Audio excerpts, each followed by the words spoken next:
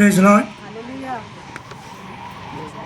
మన ప్రభును ప్రియ రక్షకుడును యేసుక్రీస్తు వారి అత్యున్నతంగా హెచ్చింపబడిన ప్రశస్త నామములో మీకందరికీ శుభములు చెబుతూ వస్తుంటున్నాం.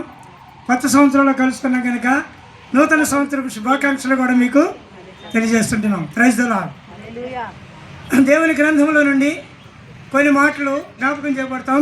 సార్ చెప్పినట్లుగా చాలా ఎర్లీగా మనము క్లోజ్ చేసుకోవాల్సిన అవసరం, లేట్గా స్టార్ట్ చేసాం కాబట్టి కొన్ని ట్రైన్స్ మెయిన్ స్టేషన్లోనే స్టార్ట్ అవుతాయి.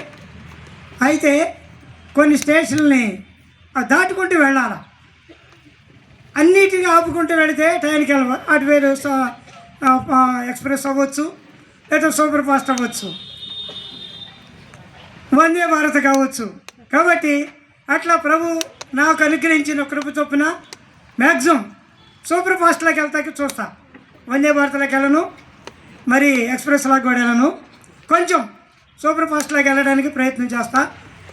దరిదాపుగా ఇప్పుడు ఈ ఇంటిని ప్రతిష్ఠిస్తున్నప్పుడు ప్రతి గదిలో ఒక వచనాన్ని ఉదాహరిస్తూ పాడుతూ ప్రార్థన చేస్తూ వచ్చాం. అది 127వ కీర్తన మొదటి వచనం. యెహోవా ఇల్లు కట్టించని యెడల దాని కట్టువారి ప్రయాసము. కాబట్టి యెహోవా ఇల్లు, ఈ మాట చదువుతూ వచ్చాం. ఈ పైన ఎవరు రాశారో చూస్తాం. చూడండి దయచేసి. సొలొమోను రాసిన. Is the chief builder, chief architect, chief constructor, chief wise man. అతని వంటి జ్ఞానవంతుడు అంతకు ముందు కానీ ఆ తర్వాత కానీ లేరన్నాడు. కాబట్టి ఆయన కట్టడం ఏంటో ఆయనకి తెలుసు. కొంతమంది పెద్దవాళ్ళు అంటూ ఉంటారు పిల్లల్ని, మా వయసు వస్తే మీకు తెలుస్తారా అంటారు. అంటే వాళ్ళు చాలా పరిస్థితులు అనుభవిస్తూ వచ్చారు కాబట్టి ఆ మాటను ఉదాహరిస్తూ ఉంటారు. At the same time Solomon is the supreme of constructor. 1వ రాజుల గ్రంథం 7వ అధ్యాయం 1వ రాజుల గ్రంథం 7వ అధ్యాయం మొదటి వచనం. సొలొమోను 13 సంవత్సరములు తన నగరును కట్టించుచుండి దానంతటిని ముగించాను. చాలు, ఓ పెద్ద సిటీనే కట్టినాడంట. జనరల్గా ఇల్లు, ఇంకా కొంచెం పెద్దదైతే బిల్డింగ్, ఇంకా కొంచెం పెద్ద అయితే అపార్ట్మెంట్స్, ఇంకా కొంచెం పెద్దగలితే హార్మర్స్, పెద్దదే అనమాట. ఇంకా 100, 150 కదా. కాబట్టి ఇతడు ఇలాగ కట్టుకుంటూ వచ్చాడు. సామాన్యమైన ఒక ఇల్లుని, ఆ తర్వాత ఒక బిల్డింగ్ని, ఆ తర్వాత ఒక పెద్ద అపార్ట్మెంట్ని మన భాషలో, ఇంకా చెప్పాలంటే ఒక నగర్ని. కాబట్టి ఆయన చెప్పడానికి సమర్థుడే కదా. యెహోవా ఇల్లు కట్టించడానికి చెప్పడానికి సమర్థుడు. కాబట్టి ఇతను కట్టేటప్పుడు every time he must be depend on God. ఎందుకంటే మొట్టమొదటిగా రాజుగా రాగానే తను ప్రేయర్ చేశాడు. ఏమని చేశాడు? ఓ ప్రార్థన చేశాడు. ఏమని చేశాడు? ప్రభువా, నీవు ఇంత గొప్ప సమాజాన్ని, ఇంత గొప్ప సైన్యాన్ని, ఇంత గొప్ప దేశాన్ని పరిపాలించడానికి నాకు సామర్థ్యత లేదు, జ్ఞానం ఇవ్వమన్నాడు. సో దేవుడు ఇచ్చేశాడు, నీకు జ్ఞానం ఇచ్చాను పొమ్మన్నాడు. ఇది 3వ అధ్యాయంలో మనం వెలుగుతాం. కాబట్టి అక్కడ నుండి ఆరంభించాడు. దేవుడి దగ్గర నుండి జ్ఞానం పొంది, దేవుడిచ్చినటువంటి డైరెక్షన్ చూస్తూ, దేవుడిచ్చినటువంటి బలాధిక్యతను చూస్తూ, దేవుడిచ్చినటువంటి ఐశ్వర్యాన్ని చూస్తూ అక్కడ ఆయన కట్టిన దాంట్లో ఇక మనం వెలుగుతాం. దేవదారు, సరళమ్రానులు, వెండి, బంగారము, తోచ శక్యము కానంత బంగారాన్ని తండ్రి అయి చేరిపోయాడు. పనివారిని ఇచ్చాడు. తర్షీసు వాడల నుండి ఒక్కొక్క మెటీరియల్ వస్తూ ఉంటే ఆనంద భాష్పాలతో, ప్రభువా, నేను ఏ పాటి వాడని ఏడ్చి ఉండొచ్చు, ఆనంద భాష్పాలతో ప్రభు సాన్నిధ్యంలో కృతజ్ఞతాపూర్వకంగా సాగిలపడి ఉండొచ్చు. That is the wise of lord. దేవుని యొక్క జ్ఞానం అది, దేవుని యొక్క తెలివి, దేవుని యొక్క వివేచన. అందుకే సామెతల గ్రంథములో మాటి మాటికి జ్ఞానము, తెలివి, వివేచన, బుద్ధి, నైపుణ్యత ఇట్లా చూసుకుంటూ పోతే కొల్ల పదాలను తాను ఉచ్చరిస్తూ వచ్చినాడు. So is the good builder అనే సంగతిని జ్ఞాపకం చేయబడుతుంటున్నాం మనం చదివిన భాగాన్ని బట్టి. రండి, ఏప్రిల్కి రాసిన పత్రిక 3వ అధ్యాయం ఎబ్రి 3:4 వచనాలు కలిసి ఉన్నాయి. ప్రతి ఇల్లును 2వ వచనం కూడా చదవాలమ్మా. దేవుని ఇల్లంతటిలో మోషే నమ్మకంగా ఉండినట్లు ఈయన కూడా తను నియమించిన వారికి నమ్మకముగా ఉండెను. ప్రతి ఇల్లును ఎవరైనా ఒకరి చేత కట్టబడును, సమస్తమును కట్టినవాడు. అక్కడికి వస్తాం, తర్వాత ప్రభు అవకాశం ఇస్తే 3వ దగ్గరికి వస్తాం. మోషే నమ్మకంగా ఇల్లు కట్టాడంట. ఈయన కట్టింది కూడా మనం వెరుగుతాం.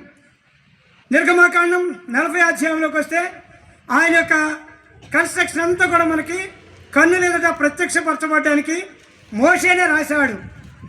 నిర్గమాకాండం, ఆదికాండం, లేవియాకాండం, సంఖ్యాకాండం, ఈ 5 కాండాలు ఆయనే రాశాడు. 40వ అధ్యాయము వచనం మనం చూస్తే ప్రతిసారి దేవుడు తనకి ఇచ్చినట్లు 15వ వచనం, 16వ వచనం, మోషే ఆ ప్రకారము చేసెను, యెహోవా అతనికి ఆజ్ఞాపించిన వాటన్నిటినీ. తర్వాత రండి 18వ వచనం, యెహోవా మోషే ఆజ్ఞాపించినట్లు మోషే మందిరం నిలబెట్టి దాని దిమ్మలు వేసి దాని పలకలు నిలబెట్టి దాని పెండె పెద్దలను తలిపి.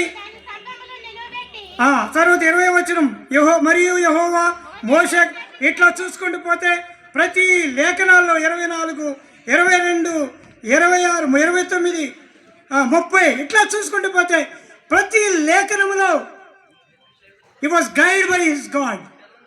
దేవుడు మోషేకు ఆజ్ఞాపించినట్లు ఆ యొక్క ప్రత్యక్ష గుడారం, ఆ ట్యాబర్నికల్, ఆ లోపల ఉన్నటువంటి ఆ ప్రత్యక్ష గుడారం చూస్తే బయట ఆవరణం మనం వెళ్ళినట్లుగా, 2వదిగా పరిశుద్ధ స్థలం మనం వెళ్ళినట్లుగా, 3వదిగా అతి పరిశుద్ధ స్థలం. ఇది ఈ కన్స్ట్రక్షన్ అనేది మోషే ఆనాడే ప్రత్యక్ష గుడారంలో చేసినాడు. అయితే అతన్ని బట్టి కాదు, అతనంతా ఓన్ నాలెడ్జ్ ఏం ఉపయోగించాల. It was also depend on God.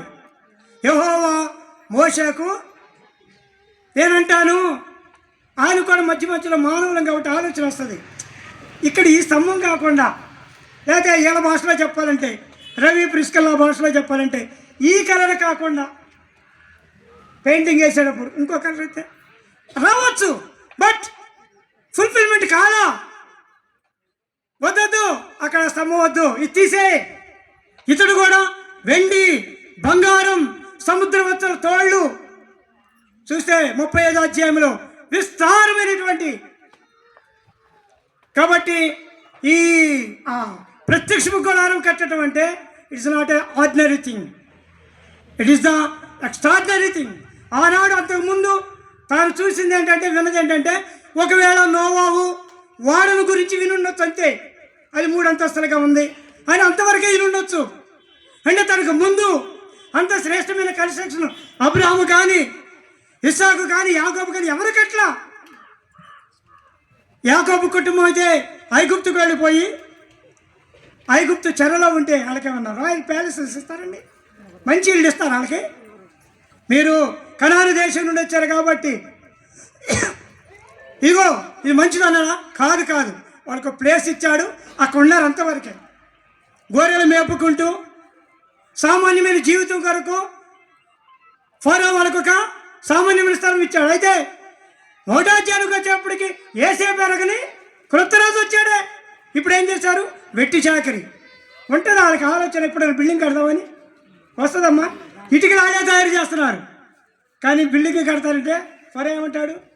తోలు తీస్తా, ఎక్కువ పని చేయొద్దు, ఎక్కువగా ఆలోచించబాకండి, మీరున్నది నా రాజ్యంలో, నా దేశంలో, ఎక్కడి వరకు ఆలోచించండి. ఇంతకన్నా ఒక స్టెప్ ముందుకెళ్ళారా మీకు మర్యాద కొనదు. అప్పటికే కొరడా దెబ్బలు, అప్పటికే వెట్టి చాకరి, అప్పటికే కన్నీరు, వేదన.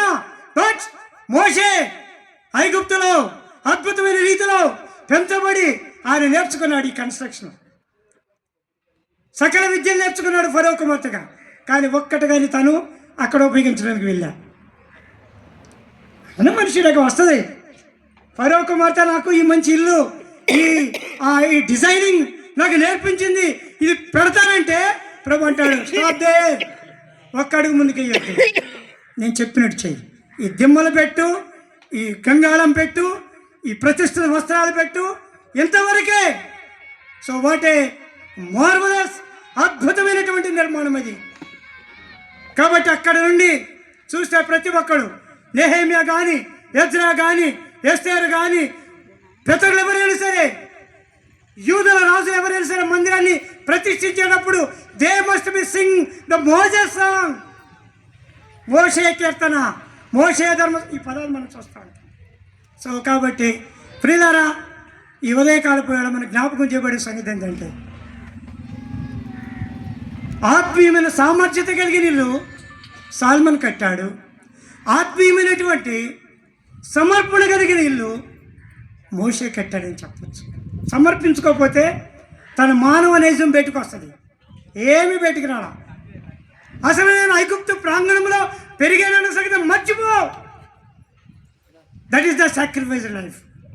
ఇప్పుడు ఫిబ్రవరి 3 ఆ తర్వాత లేఖనం కంటిన్యూ చేస్తాం.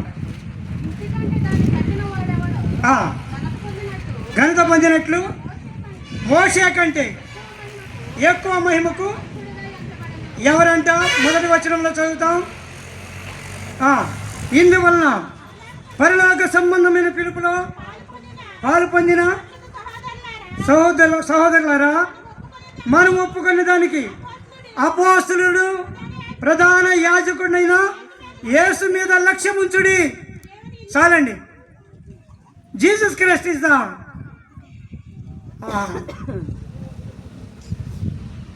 ఏమనొచ్చు అంటే ఆయన బిల్డరే కాదు, మాస్టర్ బిల్డర్ అనమాట. తెలుసు కదా మనకి. యెషయా గ్రంథం 28వ అధ్యాయంలో ఆయన ఎట్లా ఉంటాడు? అమూల్యమైన వాడు, పరిశోధింపబడిన వాడు, ముఖ్యమైన వాడు, మూలమైన వాడు. రాతితో పోల్చుకుంటూ, ఈ బండ మీద నా సంఘమును పాతాళలోక ద్వారములు తిని వెళ్తా అంటే పాతాళాన్ని పడగొట్టగలిగిన సామర్థ్యత కలిగిన ఇల్లు. ఇప్పుడు అనుకోవచ్చు, ఎక్కడుందండి ఆ ఇల్లు? ప్రభు అన్నాడు, ye are the temple of the Lord. మీరే దేవుని ఎవరంటే ఇల్లు. మనము ప్రభు చేత కట్టబడినటువంటి ఇల్లం, నిషేధింపబడిన రాయిగా, ఆయన తృణీకరింపబడిన వాడుగా, చూడ నల్లని వాడిగా, స్వరూపమైనను సొగసైనను లేనివాడిగా చేయబడి మనం కట్టుకుంటూ వచ్చాడు. నేను అంటాను, ఒక్కొక్క దెబ్బ కొడతా ఉంటే ఒక్కొక్క రూపం మానవుల్లోకి పరిశుద్ధ రూపాన్ని తీసుకొచ్చాడు, ఆయన రూపంలోకి పోల్చుకోవడానికి. అంటాడుగా యోహాను. ప్రియులారా, మనం ఇప్పుడు ఏమై ఉన్నాం? ఇప్పుడు మనకి ఒక టైం వస్తుంది, మనం ఆయనను చూస్తాము, ఆయనను పోలి we are the image of Lord. ఆ రూపంలోకి తీసుకురావడానికి ఆయన నీ కొరకై నా కొరకై అంత గొప్ప ఆత్మీయమైనటువంటి సామర్థ్యత ఉండినప్పటికీ సహవాసం. అందుకనే తండ్రితోనూ ఆయన కుమారుడైన యేసుక్రీస్తుతో కూడా మనకి. కాబట్టి సమర్థత కలిగిన సొలొమోను ఇల్లు, అద్భుతమైనటువంటి సమర్పణ కలిగిన మోషే ఇల్లు, ఆత్మీయమైన సహవాసం కలిగిన ఇంటిగా మనల్ని చేశారు. కాబట్టి ఈ ఇంటిని ఆయన రూపంలో ఉంచుకోవాలా. దానికి ఎన్నో సంగతులు ఉన్నాయి. సారికి ప్రతి వారం మనం ధ్యానిస్తూ ఉంటున్నాం. కాబట్టి ప్రభు రాకడ కొరకు ఈ ఇంటి ఉంటుంది, ఈ ఇల్లు ఉంటుంది. నేను చెప్పేది ఏంటంటే, ఆ ఇల్లు 2 కొరింథీ 5వ ప్రకారము అది శిథిలమైపోయినను ఈ ఇల్లు ఉంటుంది. దీనికి రూపం ఉంది, దీనికి స్ట్రక్చర్ ఉంది, దీనికి బ్రైట్నెస్ ఉంది, దీనికి వెలుగు ఉంది, దీనికి మహిమ ఉంది. We are the glorified in the image of Lord. కాబట్టి అక్కడ తెలుసుగా, ఇదిగో దేవుని నివాసము మనుషులతో కూడా ఉందా. 21 అక్కడ అంటాడు, నూతన ఆకాశమును క్రొత్త భూమిని. కాబట్టి ఈ ఇల్లు క్రొత్తది, ఇంతకన్నా క్రొత్త ఇంటిని మనము చూడబోతాం. దాని కొరకై ఈ కుటుంబీకులను మనందరినీ పరిశుద్ధాత్మ దేవుడు సంసిద్ధపరిచి ఆశీర్వదించును గాక. ఆమేన్.